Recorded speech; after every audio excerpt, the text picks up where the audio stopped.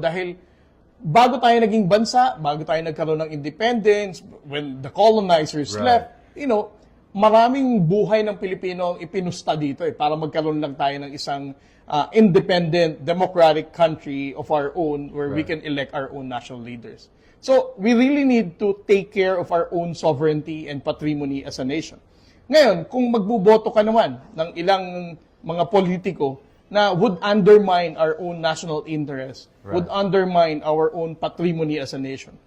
parang we have forgotten what our national heroes risked and given to the Philippines, na parang isinantabi na lang natin. Kaya kung pilian lang talaga sa susunod na eleksyon, by whether 2025 or 2028, that should be somebody who cares for the West Philippine Sea. And that would,